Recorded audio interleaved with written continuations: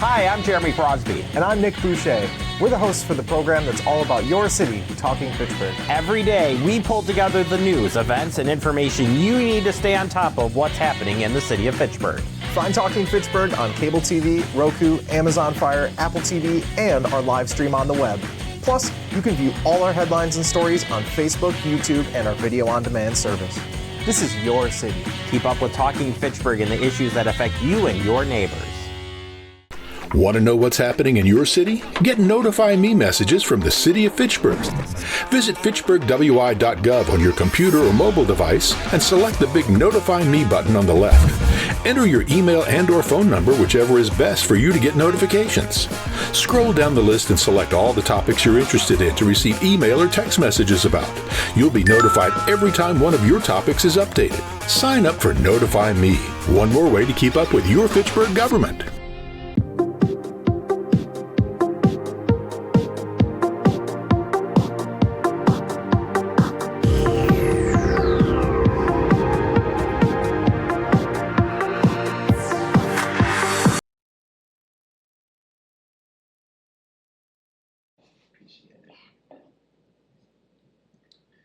Okay, I think we're good. So I will call the meeting to order at 5:04 p.m. The first order of business would be approval of the minutes from November 13th, 2024 Personnel Committee meeting.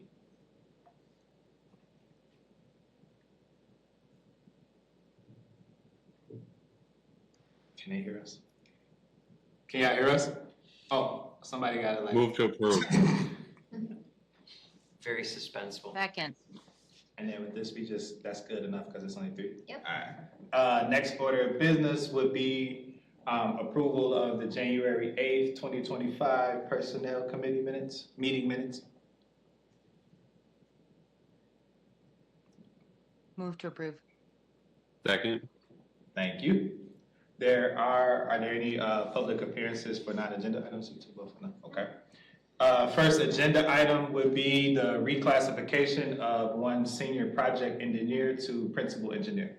All right, so we have a project engineer, Ben Schulte. He's been with us and he's been functioning in a higher level, equal to the principal engineer for a couple of years now. I have Tim here, the Director of Public Works, that can share a little bit more, but I did include in the packet the class specification for a principal engineer, so you can kind of better understand what the difference is and what a principal engineer is expected to do. They do supervising, so Ben is supervising an engineering technician and performing those higher level responsibilities. So I'll turn over to Tim if Tim would like to provide any additional information, but Ben's been doing this for at least a couple of years now. Yeah, just to kind of provide some background, the principal engineer is a new position. Was approved back in April 2024 at the Personnel Committee. Kind of the theory or thought and logic behind it was just to provide another means of career progression for the engineers. Engineers are hard to find and come by. So as kind of a means to get them to stay here at the city is to provide this career progression. So we have a project engineer, a senior project engineer, a principal engineer, and then also the assistant public works director and public works director. So there's a good progression within the engineering division to have an engineer kind of move throughout their career and stay here at the city. As Sarah mentioned, Ben's currently the senior project engineer. We hired him back in May 2022, so he's about 2.5 years, going on 3 years now, and since day one he's been supervising our engineering technician in stormwater, and then as part of this reclassification he would also now take on, we have a part-time stormwater engineer, Andrea, that works 20 hours a week. So Andrea is currently under our assistant public works director. She would be now moved under Ben, and they've been really working closely since Andrea's been hired. Ben's the one that sits down with her every Monday and kind of goes over what she needs to work on for the week. He's helped her. She's played a really big role in our TMDL modeling, and Ben's taught her how to work the model for that. And, He's really taken a lead role with just the, supervising the engineering technician in Andrea. And then at the same time, he puts together all the stormwater budgets, project manages our stormwater projects. He's a licensed professional engineer, so we think it's a good opportunity for Ben to be reclassified for the principal engineer. He's also helped out when either Tracy or myself have been out at the same time. Ben's kind of the next person in line to be that point of contact for the department. So it's kind of getting his feet wet for that, which is good.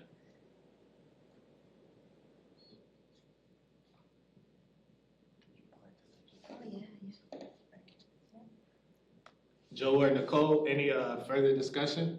If not, then I just call for a motion for the reclassification of senior project engineer to principal engineer. Move to approve. Second. All righty. The next agenda item would be the fire chief recruitment updates. Yeah, so we are currently recruiting for the fire chief. I included in the packet the fire chief recruitment brochure. We have 15 applicants to date and very, very good qualified applicants. This position's open until February 2nd, and then we have a process laid out that the Police and Fire Commission has approved on the last page of this lengthy recruitment brochure that kind of gets into the qualifications, the challenges, opportunities, a little bit about the department. But basically, we're looking at having a panel score the applications once it closes. Then we'll be taking those top 8 or so applicants to an interview process. So we're looking at likely actually the first week in March. So that week of March 3rd, we'll have a panel interview, a meet and greet with fire staff, interview with the mayor. And then on day 2, the finalists from that day will move on to an interview with the PFC, a city tour, and then a public reception.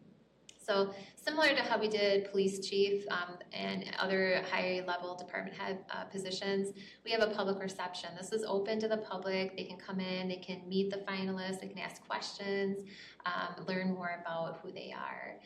And then we would gather feedback from that and from all of the processes, and then hopefully in April at the PFC meeting and closed session, identify who they want to extend a conditional offer to. Then we'll go through all the background checks, or the thorough background check, and then we plan to have a final employment offer to them hopefully in May. So we're looking at a June start. So that's our timeline. So it is a lengthy process. There's a lot of different steps involved, and we try to incorporate our fire staff to be involved at all stages in the process. So before we posted this, we used something called the Equitable Hiring Tool. We included a fire employee, Rob Kunze, our battalion chief, to be in on that. As part of the application review, our division chief, Mark Malekish, will be doing that with more people. And then we have a paid-on-call volunteer and a career firefighter volunteer to be on the interview panel. Then they have the meet and greet with the fire department, and we even have a couple of fire employees doing the city tour. So it was really important to us that, and to the PFC, that the fire department were involved in this so that they can meet the candidates and give their feedback. So really exciting. And so yeah, it'll close on February 2nd, and we'll see. And we'll get more news out to the community once the public reception details are finalized. With the negotiations and stuff that have been going on, does the person who's hired get to weigh in on that stuff, or do they just fall under whatever's negotiated if it's wrapped up by the time they start? If it's wrapped up, it'll be whatever we're going to mediation in April, so they might, by the time they join us, we might not be at an agreement, so then they would just pick up where we left off. Yeah. So unfortunately, we're keeping negotiations moving, even though we don't have a permanent fire chief yet, just because we didn't want to put a hold on that.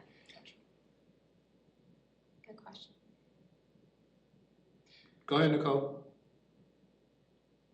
I just had a quick question. You mentioned some of the people on the panel, and I'm trying to remember if this is correct, but I believe my mom was involved, as a community member, in being on a panel to interview some firefighter or fire chief positions in the city of Madison.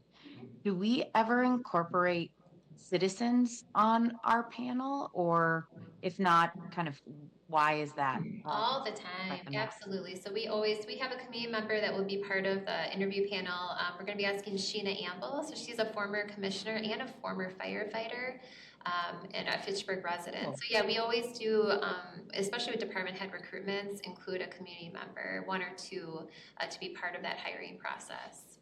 Yep. That's awesome. Thank you. Yeah. Anything from you, Joe? No, I did watch a PFC meeting where like there was some sort of discussion about kind of criteria around working with diverse communities. So I'm just wondering what came of that, because I know there was some difference in opinions of commission members. Yeah, so we still open up the recruitment brochure. Well, it might be in the brochure here. It's on the job posting where we invite people who will foster and promote a culture of belonging to apply for this position. We then get into under challenges and opportunities. Forgive me while I get to this page here. Right here, we talk about, let me move this over. Fitchburg Fire expanding its team. Incoming chief will be tasked with valuing current staffing plan. The city of Fitchburg is committed to reflecting the diversity of the community it serves. One of the key priorities for the fire chief will be fostering a more inclusive and representative Fitchburg Fire Department. And so we do say the fire chief will take the lead in developing and implementing strategies to engage and attract a diverse pool of candidates for open firefighter positions. So it is still sprinkled into the job posting, the job brochure, because we did have some differing opinions on how much to include related to DEI in the posting and job description, but in the end, it is sprinkled in, and it will be reflected. We still have to approve the interview questions, but it's one of the draft interview questions as well. Okay, will it be reflected in the scoring as well? Yeah, because that's what I recall the debate kind of being about whether. Yep. One of the essay questions asked for their experience with multicultural populations or building those relationships with diverse communities, and that is still on there, and that is something that's scored. So they get points on that if they have experience with that. Okay, great. Is that something we could request, like, is that at risk of being removed? It's not at this point because the position's already been posted, so we're not going to change any of the language on here. But whether the PFC approves interview questions related to that is yet to be seen. So we didn't get a chance to approve those last night, just the application scoring. Okay, so the PFC is the one, the group that approves the interview questions. Yep. So the PFC has total hiring authority over a police chief or a fire chief, so they get to approve the process from start to finish. So everything from the posting to the steps to the interview questions, who's on the panel, everything. And then just for my education, what if, like, what's the recourse if we end up seeing those questions and we as elected officials have concerns about those questions? What's the recourse for city council members? Well, that's a good question. I'm sorry, go ahead, Joe. Oh, I was going to say we really don't. Like, it's not in our purview. That the same kind of process occurred when we hired for the police chief as well. It was something that council members don't have we don't. It's not in our purview at all. It's by state statute. It's authority of the PFC. Gotcha. Thank you. Thank you. Anything else? Nothing on mine. Cool. And So the next thing is employee engagement survey. okay. So then, did we already do the motion for that one? It doesn't have to be approved. It Oh, was it just doesn't? more Oh, informational. okay. These two things are just informational for you. Okay. So the next thing is the engagement. Then the last agenda item is the employee engagement survey. All right. So included in the packet was a copy of the employee engagement survey. We are so excited to get this out. So this is the city's first employee engagement survey that we're sending to all staff. There's another one that's going out at the same time called Workplace Culture. The Workplace Culture Survey is, it's less questions, but it's the Employee Resource Group, the Diversity Inclusion ERG is putting out. So 2 surveys going out on January 27th. We'll have it open until February 7th, and then we'll get those results. We'll share the results with everyone, and then from there we can actually start building action plans and figure out where we have some opportunities for improvement and work with our leaders on implementing some new strategies or trying some different things.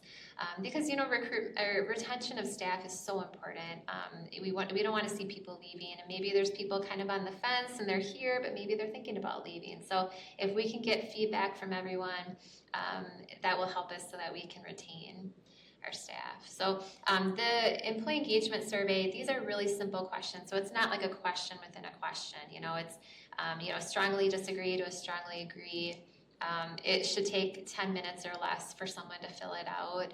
We're going for an 80% participation rate, so we're going to try our best to get to that. Whatever participation rate we get, we're going to utilize those results. But we're working with a third party called Quantum Workplace, so they get all the information. So it's not like any of this is coming internally to HR, and HR can see who filled out what. It's not anonymous, so that we can look at different departments and better understand where we have some improvements to make. If it was truly anonymous, we wouldn't be able to dig deeper into different departments. So we chose to keep this survey as confidential, meaning people's comments that they provide, you can never tie them back to who the respondent was. And like I said, we don't get to see, like, even if I wanted to see what Tim said, I can't get that information. So because it's a third party that's administering the survey. So really excited. City of Sun Prairie also just signed on 2 years with Quantum Workplace. So we're both kind of navigating this employee engagement survey. So we're really excited to see what happens. We'll do this every year. So the next time we issue this will be early 2026. And hopefully those scores, you'll see an improvement because we would have worked on action planning all year. Are you gonna do and I guess first question would be, did you all choose the 6-point scale? No, so Quantum actually, all of these questions were already pre-done, and what they can do is they can compare to other municipalities or other employers our size and the best places to work. So by us not changing these questions, we're able then to benchmark and better understand, well, how do our scores compare to other people? Gotcha. And they strongly said you don't want to have a neutral or a middle there, because then you're going to get a lot of people just putting neutral and you're not going to get a lot of information. So they recommended that rating scale based on their research. I mean, they've been doing this for decades. That's fair. So they have a lot of experience in it. I know you don't track people, but if the city's going to continually do this, can you attach a unique identifier to people so you can look at, I guess that over time, instead of versus like attaching it to a person, so you can at least say, hey, this was a cohort in spring of 25. And then you have the unique IDs attached to those individuals. You can see if they changed over time or anything like that. Yeah, it is going to be a unique number for everybody, so that Quantum can see and they can put them in the departments, right? Yeah, okay. Because if we didn't have a unique number for everybody, then it would just be anonymous, right. And we would just have it at the organization level, and that wouldn't be as useful, because if there's issues, well, where is it, right, in the organization? So there will be a unique identifier or a number that someone has to punch in before they take the survey. Gotcha. So we can. Nicole? Is there going to be a like a high level readout that's brought that could be shared with like the personnel committee after these are aggregated to kind of show top areas of satisfaction or dissatisfaction? Yep, absolutely. Yep. So we can provide a high level overview. The same overview that we'll send to all staff, we can provide to personnel committee. So you can kind of see, because you might be interested too, like what is the temperature of the workplace? So absolutely, we can share that. Are there demographic questions on here? Yes. So everybody's information is tied to their demographics as well, so Gotcha. that we can measure, does a certain group feel a certain way about and maybe there's some trends there. Gotcha. So, yep. And I would argue I have one more question. neutral does tell you something, in my opinion. Like if you saw everybody pick and they were indifferent, like, But anyway, I'll leave that one alone. Go ahead, Nicole.